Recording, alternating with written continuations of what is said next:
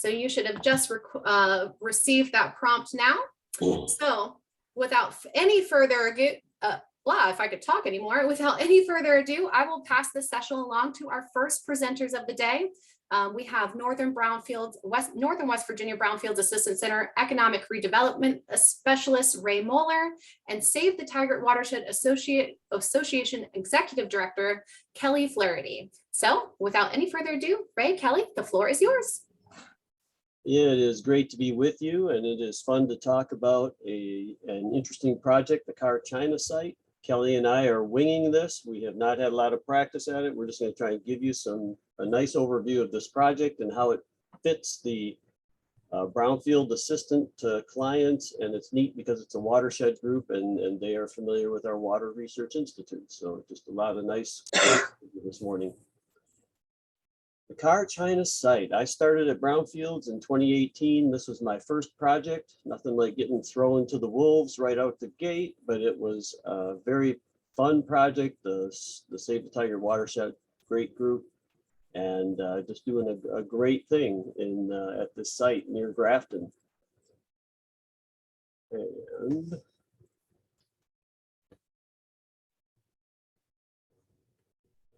okay, so the Car China site, this is what it looked like back in its heyday. Large industrial site along the Tigard River. You can see the river down below there.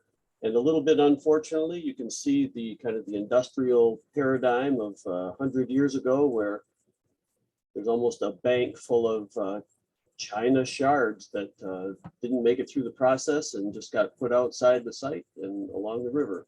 And that's part of what we're talking about with this cleanup and what we've had to deal with. Some neat pictures of existing China and the color pattern there. I found that one. That's a pretty cool one. And basically this neighborhood that you see in the picture grew up around the site. The site is located, if you can see my cursor, just about a mile or so down from the city of Grafton, along the Tigard River and just below the Tigard Dam.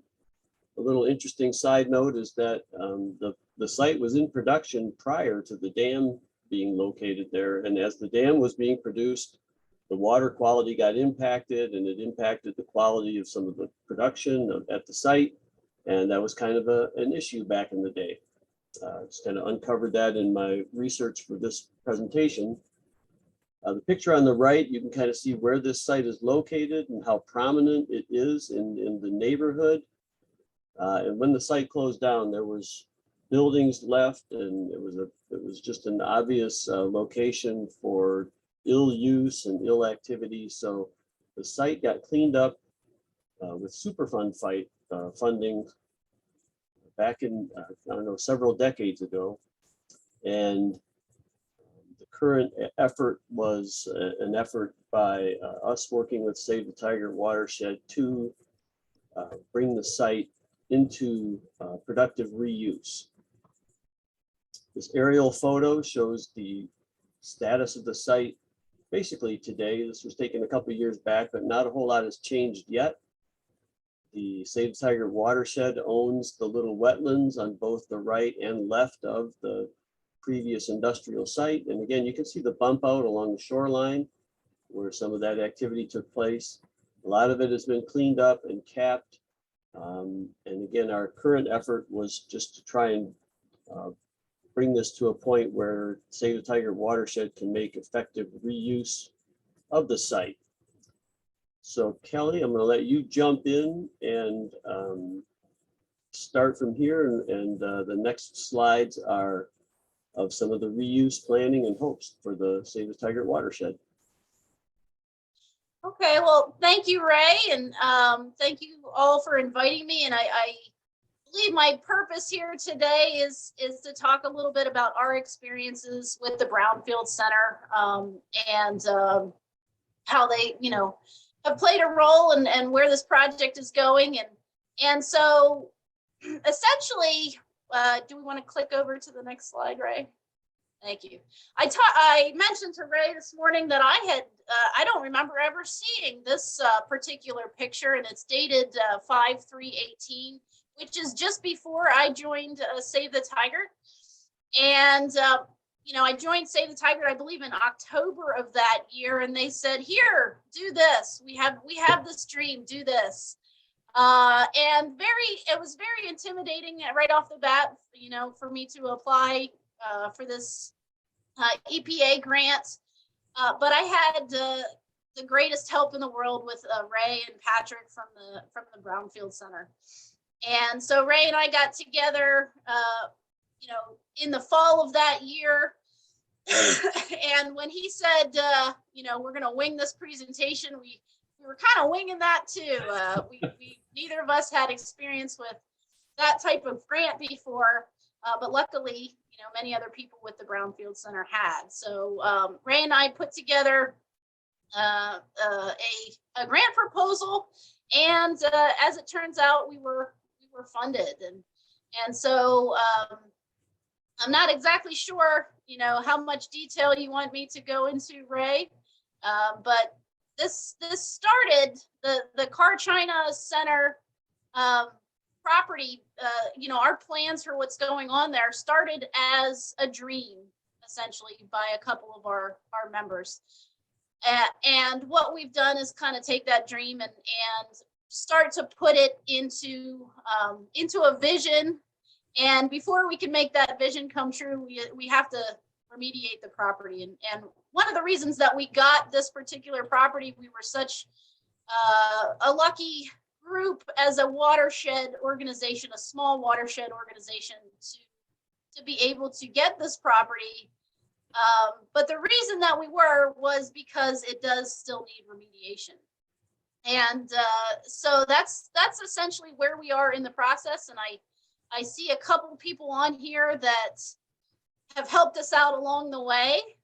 After we obtained the grant, and even before we obtained the grant, we had Ross Britton from the DEP and Martin Christ from the DEP, who are both on here guiding us to a certain extent as to where the property was. We had a phase 1 and phase 2 assessment done prior to me coming on board, both of which were incorporated into the grant that Ray and I submitted. And where we are today is we are working with a group out of WVU called the Fulcrum Project that involves students in essentially helping us do landscape design as to what our redevelopment dreams are going to be. And this, what you're seeing right now, is kind of a product of some of the ideas that those students have come up with for the property. What you see here is our building, hopefully, that we want to build, and our amphitheater, or our stage. And they've incorporated some artistic renderings of what the property could be, so that after we get through with our brownfields reclamation, hopefully we can go into redevelopment of the property. Is that where you're skipping back to you, Ray? I think we could probably make that transition, and Okay. I think we're doing good time-wise, but feel free to add in anything else, Kelly, as we talk. But this is kind of the site today. Again, it's got these very attractive side properties where we could have trails. I'll go back to this one. You can kind of see the yellow trail outlines. There's opportunities there's already a parking area. And just trying to make good reuse of this strategic property right along the riverfront, and make use of its natural beauty. But then here's our reality. We have some remaining remnants from the original structures that were at the site that really do need to be dealt with and accounted for. A lot of foundational remains that I think we figured out these are not harmful, other than that they're not structurally useful or necessarily as safe as you want, but with some appropriate signage and stuff, we can respect the history and still have the site be available for folks to be able to walk across and utilize for fishing and river access and activities and whatnot as follow-up funding comes along. So I think we just wanted to provide a recap of what all goes into this. And Kelly and I have probably already conveyed this was new to us. It was remarkable. We really thought, okay, let's take a stab at this and then next year we'll get it right. Well, somehow we got it right the first time around, and that's pretty cool. But we initiated this work in full force in December of 2018. The grant was awarded throughout 2019 and then tangibly put into play in October of 2019. Environmental firm CEC was selected in December, and then the site analysis and kind of working with the DEP and the EPA and the environmental provider to get to a point where we really knew what we were dealing with. Where were the hot spots? What are we going to do with that? Incorporating the design work, and then bringing ourselves now to the point where we need to account for the debris removal and the strategic capping that will allow the site then to be brought into more full reuse as Save the Tigard Watershed is able to bring in some financial resources to support that. And on the right are the listing of those groups that were involved. A real aspect here that Carrie will probably touch on more is that they talk about it taking a village. Well, it takes a lot of folks to put their hands in to actually make a difference in a challenging property that has been not used appropriately in the past, and to bring it back to reuse in its current state. Kelly, anything else to add in on this particular aspect? I just, kind of want to reiterate that, how many people played a role in helping us do what we're doing, because we are, for the most part, a very, very small group of volunteers, and could not have done it without being able to draw on the resources of the Brownfield Center and the DEP and the EPA. So we're very lucky to have those resources, but that's an important thing to keep in mind, is nobody's going to be able to do something like this on their own. Nice. Yeah, we were working hard to even meet deadlines for that original submission. The property was going to be conveyed. We had to get that phase 1 done so that we could legitimately meet all the obligations of an EPA cleanup grant, have public meetings, and get the phase 2 done. It was like I say, I learned real quickly what it means to work in the Brownfield office, and Kelly likewise in the Save the Tigard Watershed office. So again, here's the site. These are some of the findings that CEC came up with, and that I believe we've clarified with the DEP. So we know there's some capping that has to take place in some of these identified locations, and hopefully reuse of the site as a place where folks can hang out and maybe catch a concert down the road, and visit the Save the Tigard Watershed office, have some public space for meetings or arts. Just again, what can we do? But none of that takes place unless we can make the site, get the chain link fence down that's around the site right now, even though you can get around that fence, which we had to do the other day to just take our own look at it. But definitely a project worth the effort. Again, Kelly, any final thoughts regarding where we stand? Kind of, we're trying to get things in this last year of the grant, right? Yeah, so we are trying to essentially get our remediation efforts complete on the property. One thing I've noticed is, where we are right now, the vision is still changing and evolving. And it's nice to have the Fulcrum project online to bring some new ideas in, and so we'll see what, where we go from here. All right, I think questions will be later on, so I'll hang around. Kelly, you got to get back to your. I think I can stay just on mute, and so okay. I think I'll be able to stay. Good deal. All right. Well, I'm going to stop sharing, and then we'll go on to the next half of the presentation. Well, thank you, Ray and Kelly, for that presentation. It is amazing to see the progress. I was actually out there with Ray and Kelly the other day. And I just am really looking forward to seeing how the project continues to progress to its final state of reuse. It's really exciting.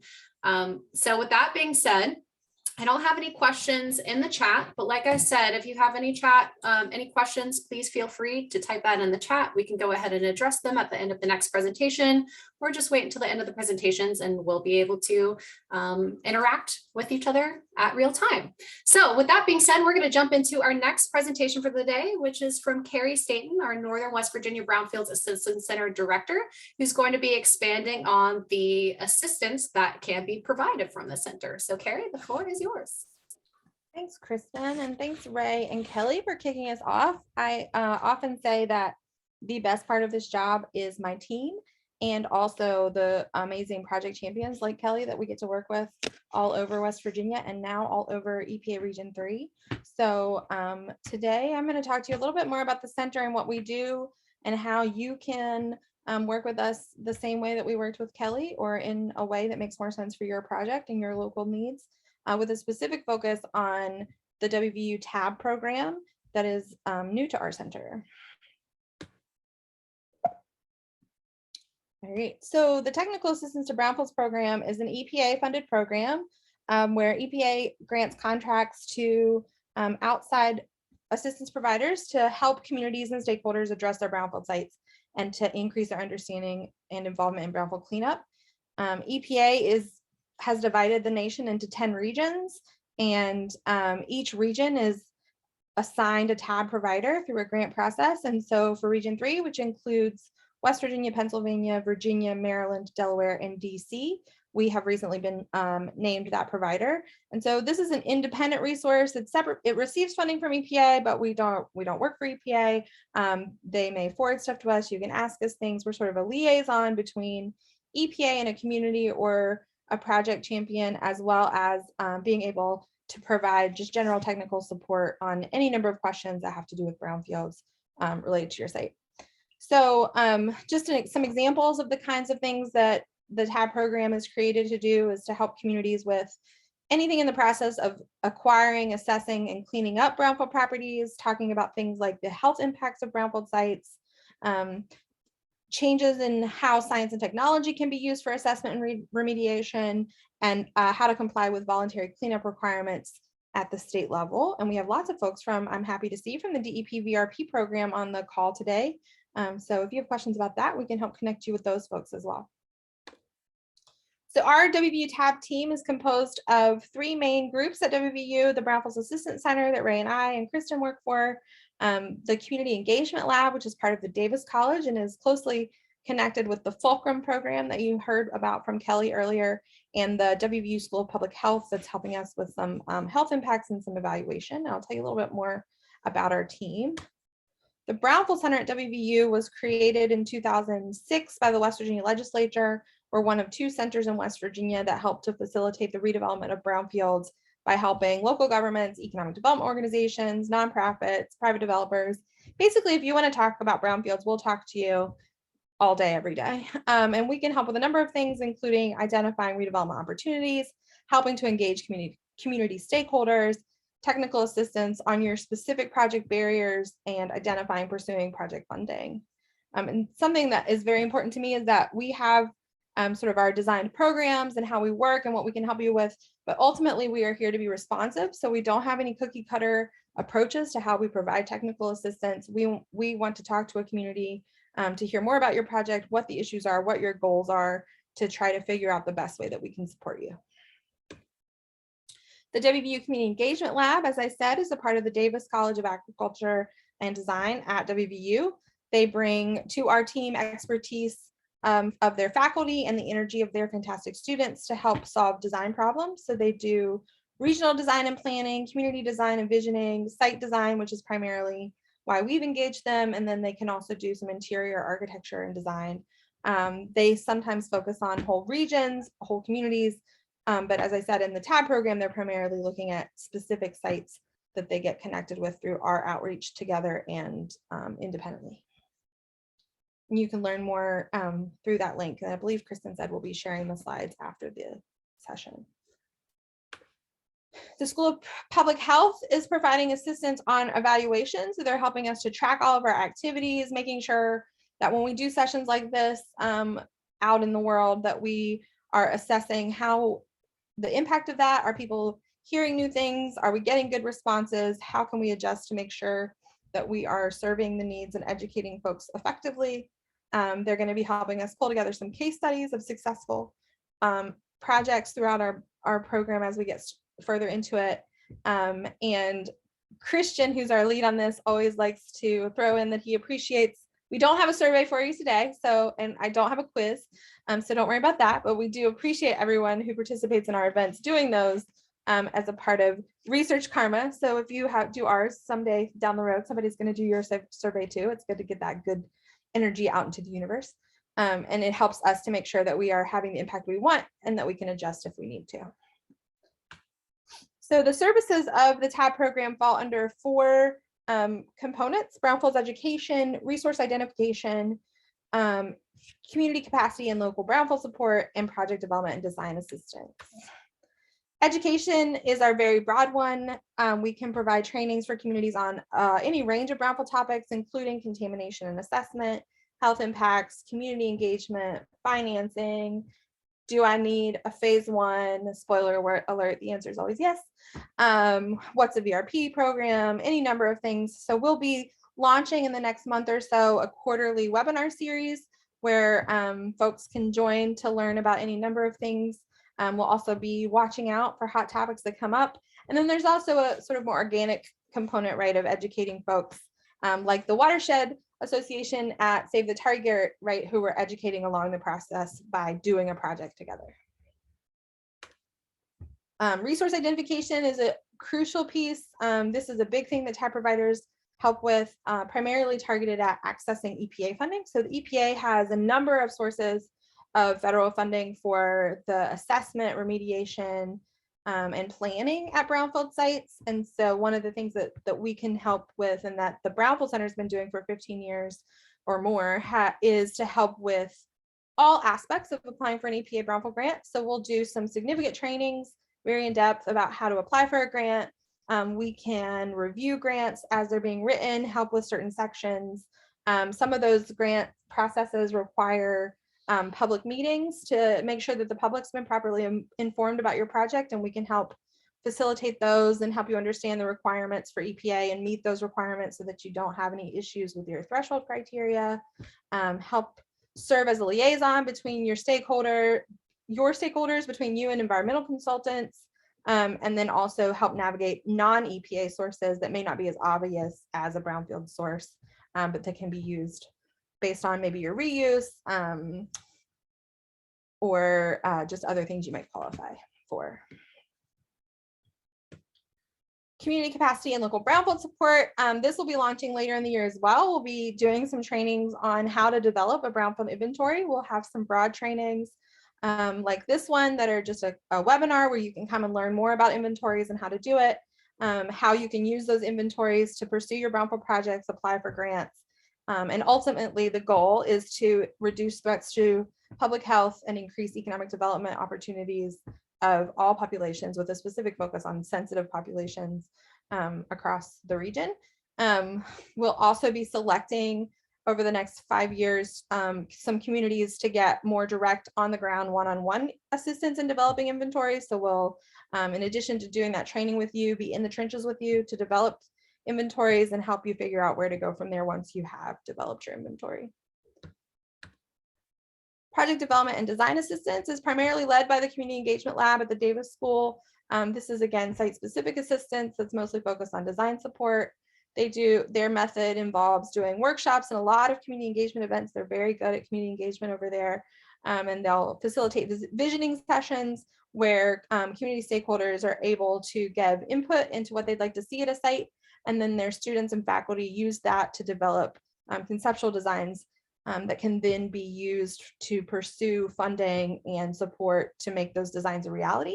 And often the way we've worked with that group in the past is that once you've got those designs and you need to know how to make it a reality, you come back over to us for that resource identification piece, and we can help you start to pursue that funding together. They'll also be doing some other just general training as they're going through with those stakeholders to help sustainably create, right, folks who know how to do those redevelopment planning and visioning so that you can start to do it with less and less support and do it on your own.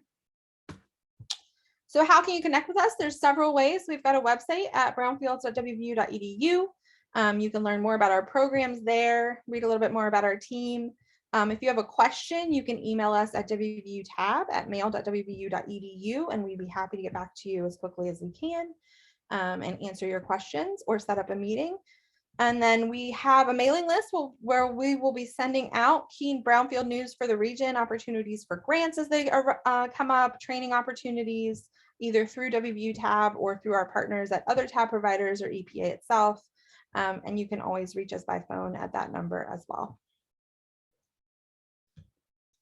And finally, you can see all of the West Virginia Brownfield team at the Brownfield Conference on September 13th through the 15th in Huntington.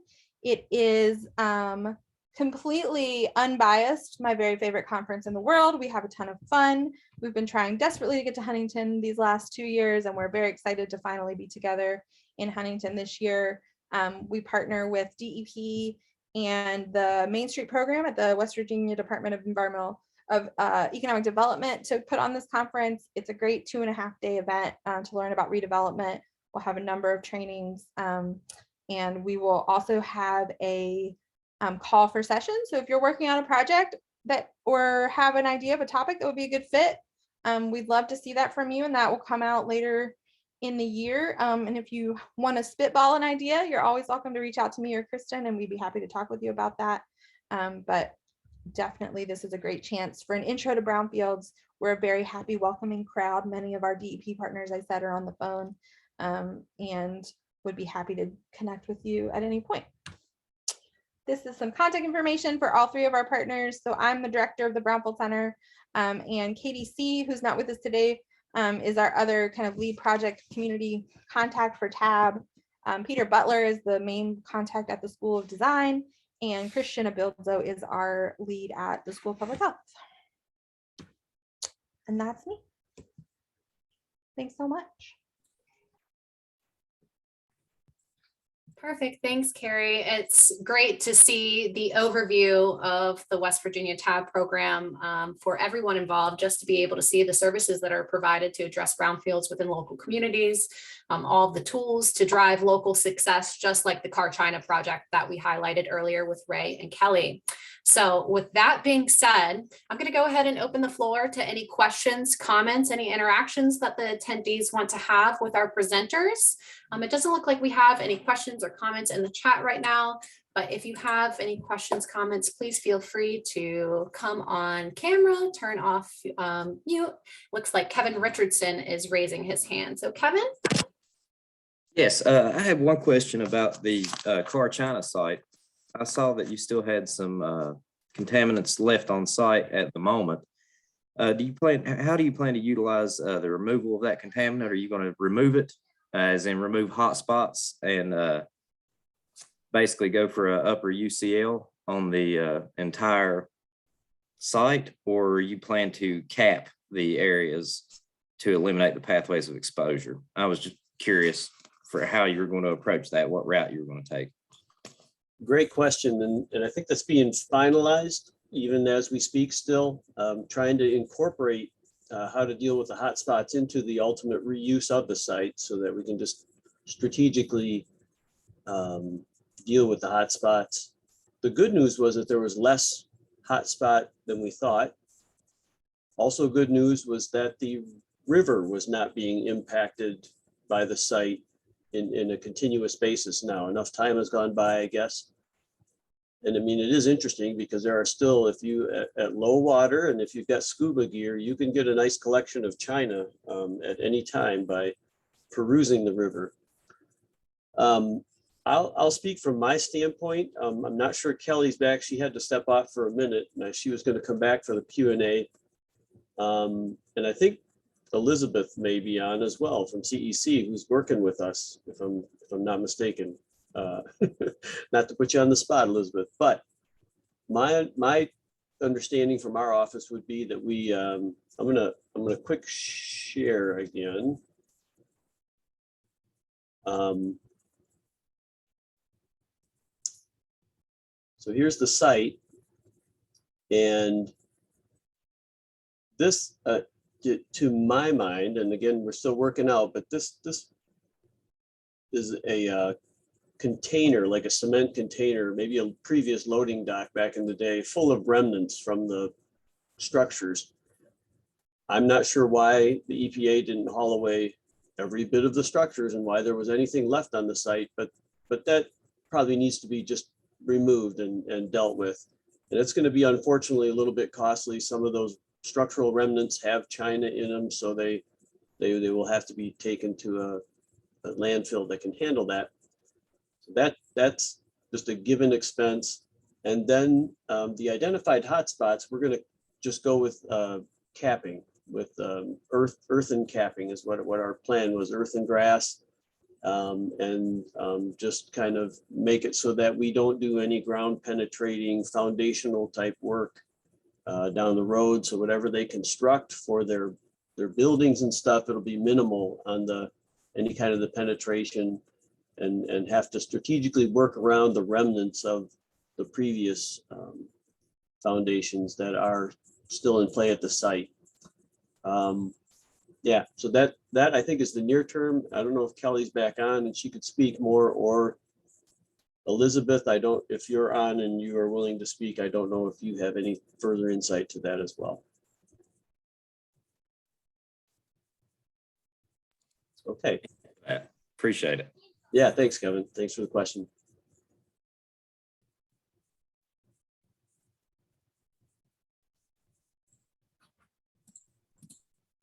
All right, thank you for that question and that answer, Ray. Doesn't look like we have any questions coming into the chat right now, but if you have any questions for Ray or Carrie about any of the services provided by the West Virginia University TAB program or the specific project of CarChina, now is the time.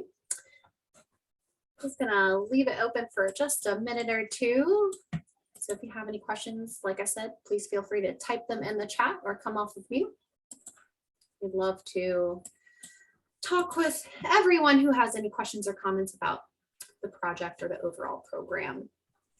One thing I would just add while you're all formulating your very wonderful questions is that Aaron from DEP put in the chat that in addition to the EPA cleanup grant that's being used to remediate the site at CarChina, the DEP used an assessment grant to assess that site, which helped set it up to be ready for the Save the Tiger to take it on and for it to be eligible for an EPA brownfield cleanup grant. And so a couple of notes on that would be that there's a lot of assessment money that has already been awarded to a number of entities, including the DEP, including the Brownfield Center in West Virginia. So if you're working on a site and you need to do an environmental site assessment, you can reach out to me or George Carrico at the Marshall Center if you've met him, and we can help connect you with folks who may have funding to do that assessment.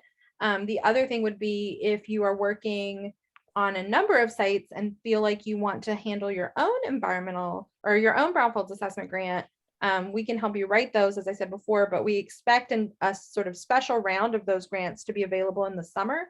So that means you should start thinking about it now, and that in the early spring, we'll expect to start seeing some more information and we'll have some trainings about that. But it's a good time to start thinking about that. And at that same time, there will be cleanup grants available as well. And so if you think you may have a site that you could use cleanup funding for, that special money is not going to have a cost share requirement, which is unusual. So it's a good year to be thinking about grants. And Ross is saying, yes, so that special money I'm talking about is as a result of the infrastructure bill. So there's going to be a lot of money available with with no cost share and with significantly higher caps than normal. And so it's a good time to apply for a cleanup grant. And there's some stuff you can be doing right now to be ready to go, and we can help you with that right away. So be sure to reach out. All right, it looks like Gail has raised her hand. Gail, do you have a question, Carmen? Yeah, hi. Yeah, I'm curious for the car site project. If you had any community partners involved in that, and if the people working on that project could speak to if there were community project partners, and even if not on that particular project, do you have maybe Raymond or one of the other people with the TAB program? Could you talk about potential, your experience of working with community partners on projects on other sites? I'd be really interested in that. I'll take a shot. Again, I don't know if Kelly's back, but in the initial formulation of the Car China project, there was definitely a lot of community engagement. The EPA requires public meetings and kind of a show that you do have community engagement. We worked with the city, the county, the Historical Society. There are other people who were familiar with the Car China site. Upon award of the grant, there hasn't been a large amount of active additional community engagement at this point, because we're really trying to deal with the remediation aspects. But the watershed group did apply for an abandoned mine lands grant to see if that could be used for some of the post remediation utilization activities. They were not successful in that first award, but they're looking at the opportunity for how to bring additional funding to the site so that once we are remediated, we can enhance the utilization of the site as a local recreation facility.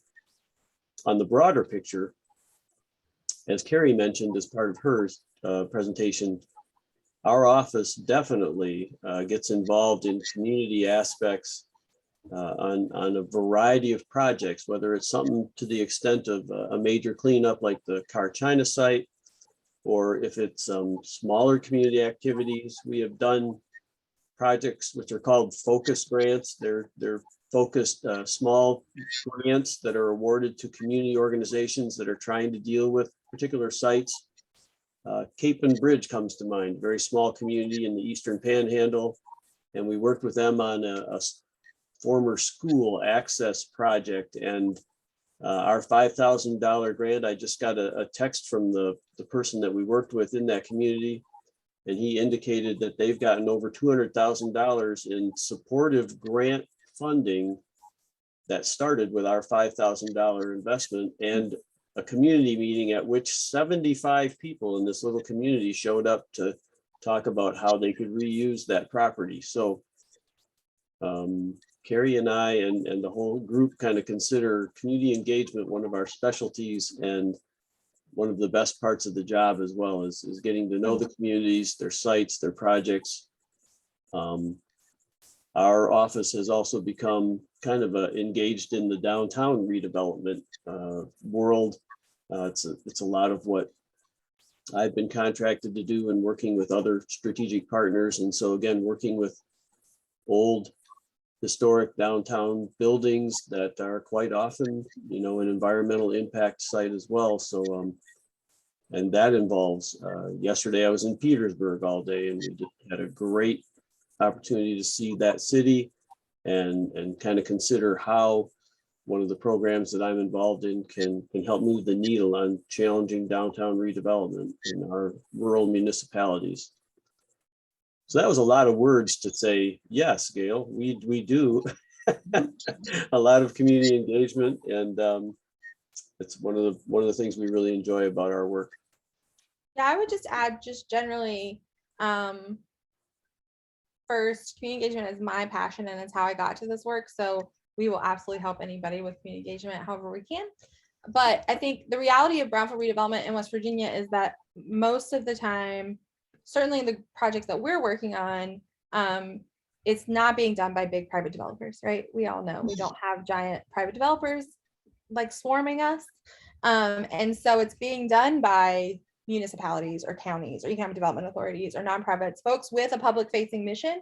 And so what I would say is that if you are one of those folks, then you have an obligation, frankly, to involve as many stakeholders that may be impacted by your project in the project from the beginning, because it's their community and because I believe genuinely it's going to make it a better project. And so I think engaging as many stakeholders as possible is just good practice and it's the right thing to do. But it can be complicated. And so we can help you with that. The other sort of more pragmatic reason I think it's important is that if you get people involved from the beginning, then they're going to buy in sooner, right? You have a longer opportunity to get them to buy in. And so while you won't make everybody happy 100% of the time, they will feel a part of your project and you can explain the things that they don't agree with 100% of the time in a proactive, positive space, as opposed to suddenly there's a new development and everybody's angry and you have to deal with that, right? And so I think involving people from the get-go, making them genuinely a part of the conversation can help to mitigate people feeling like sort of they've been taken in, right? Or that they've been ignored. And so, yes, I certainly don't think that there's a way to make sure everyone happy all of the time, but there's certainly a way to go into something that's more likely to make people unhappy, and leaving them out of the process is an easy way to make people unhappy. Thank you. You bet. And I'm going to take this opportunity because Carrie, I know Carrie will support me in doing this, but as we talk about that community engagement, we've mentioned the phase 1 environmental assessments and the criticality of before a municipality or an economic development agency or a nonprofit or anybody who is sort of being offered that old gas station, that old dry cleaner, that old industrial site, like the Car China site, absolutely don't accept the conveyance of any property without getting a phase 1 environmental assessment done within 6 months of that transaction, so that if a cleanup is required, then you check all the boxes on qualifying for an EPA cleanup grant, because that's the first one. If you have not had the phase 1 that absolves you with an all appropriate inquiry, you're on the hook. And so then you have to look to the next organization to convey that to. So just going to restate that, because that's one of our mantras, right, Carrie? Absolutely. Gold star. Always do phase 1. If it seems too good to be true that somebody's going to give you their property for $1, it might be. But definitely make sure you have all the information first. And it looks like Kelly is back with us. So I just wanted to pass this question along to Kelly. Kelly, we're just discussing community engagement within these projects. Can you speak to kind of the perspective of the Watershed Association, Save the Tiger, and gaining community engagement for the Car China project? Oh, it looks like you're on mute. Of course. So yeah, absolutely I can. One of the steps in the process to submitting the grant to EPA was to have public meetings and get public comment on what we propose to do. And so we needed to kind of engage the neighborhood surrounding Car China and really the Grafton as a whole, and it was really interesting to do that because those people have a lot of them you talk to and say, they would say my mom worked there. We have one of our members whose mother would walk down the street, cross the bridge over the river, and come to work at Car China. So not only does they have a vested interest in seeing the property revitalized because it's in their neighborhood and it's going to hopefully improve the neighborhood, but also they have an interest in the history of the property. And so it was from from our perspective, it's really interesting to engage with them because that adds to our story, I think. And so when we hear that personal involvement from the neighborhood, I think it just helps our story and helps us in the future to tell the story of Car China and hopefully get that across. So I don't know if that's what you were looking for. Thanks, Kelly. Now it was a 3-pronged answer for a question. So hopefully, Gail, that provided a lot of insight from all different perspectives, from the West Virginia University tab, MBIC, and also community stakeholders as well involved in the project. I think that was great, Kelly. And what you made me think of is that when you're thinking about who to engage on your project, getting creative. So What I heard Kelly say was that they ended up talking to people who had a personal connection to Car China and the Car China site. And we've done some of that before where we specifically targeted people who used to work there to make sure that we were getting their input and their feedback to make sure that we were honoring the industrial legacy and the industrial history, right? So we talk a lot about the industrial legacy of sites as the environmental contamination that they left behind, but there's also an industrial legacy to a community and to a community's identity and the identity of the people that worked there. And I think that that's thinking creatively about that when you're trying to make sure you get as much engagement as possible is a good thing to remember, and not something that certainly I think of immediately when I think about, okay, Chicago City Council and the commission and right Rotary Club, but then there's also this sort of other group that might not be captured by those traditional groups. Well, and I would say that these are people that are going to be impacted by the presence of our, if we have music concerts, for example, how are they going to feel about that? Is that a good thing for them or a bad thing? So we really need them on board so that we have their support instead of them fighting us on what we want to do in the future.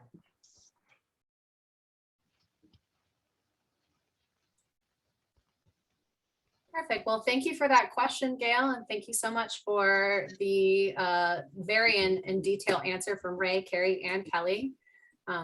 Gail, did that answer your question? Yeah, I really appreciated how much conversation that generated, and I would love to get into this topic a little bit more, maybe with a conversation in person, because I'm also interested in how the School of Public Health and their outreach kind of connects to the environmental remediation part of these projects. Yeah, I think that would be great. I'd love to follow up with you about that. Great. Yeah, it's just as Carrie said in the chat. Don't get us started on community engagement. We will go on. It is hands down one of our favorite aspects of our job. So perfect. Well, I'm just going to open it up to any more questions or comments. We have time for just one more. So if anybody has any comments based on the conversation that we just had or from any of our presentations today, please feel free to come off of mute, have a conversation with our presenters. Well, as we're wrapping up, I'm going to go ahead and toss the session over to Rachel, who's going to give us a brief preview for our next two sessions of our virtual seminar series, as well as our 3RQ Roundtable series. So Rachel, the floor is yours.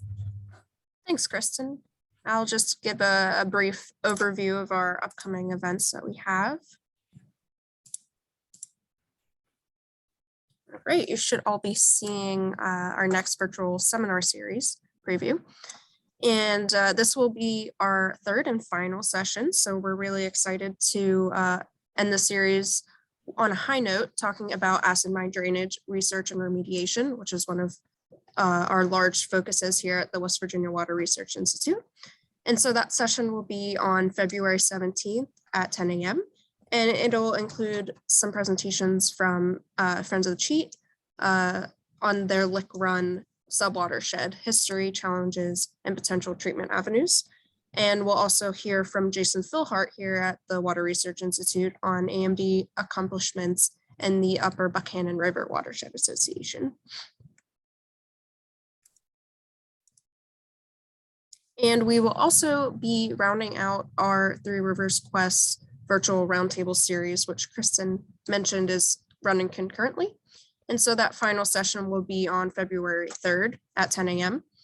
And we're really excited for this session as well, because it will be focusing on our 3RQ members. So we'll be hearing from them on some of their current projects and just an overview of what kind of activities they do. And those groups will include Scrubgrass Creek Watershed Association, Three Rivers Waterkeeper, and the Harry Enstrom chapter of the Isaac Walton League of America. And so we hope you'll join us. I'll make sure that we include the links for registration and more information in the chat. Thanks, everyone. Thanks, Rachel. Yep, I've gone ahead and I've put the link for both registrations for either series in the chat. So go ahead and get registered for the next 2 sessions. Just as the sessions before, they're going to be extremely informative and just well-rounded for just public knowledge and moving forward with research. So without any further ado, if we have no other questions or comments, we'll go ahead and we'll close the session for today. So thank you again to our presenters for taking the time to present today and all of our attendees for being here with us this morning. We hope you found this session just as informative as our last sessions and extremely interesting and beneficial. At this time, I've actually gone ahead and I've dropped lost my copy. I've dropped a brief survey about the session into the chat. So if you wouldn't mind just taking a very quick moment and completing that session and what you may be interested in hearing about in future sessions as well. This also helps us to ensure that we improve and update these sessions so that they stay relevant and engaging for our audience. So without any further ado, we'll go ahead and we'll close the session for today. Don't forget to get registered for those next 2 sessions in February, on February 17th and February 3rd. And I hope that you all have a great rest of your Thursday and a great weekend ahead. Thank you so much for joining us today. Thanks, everyone. Everyone.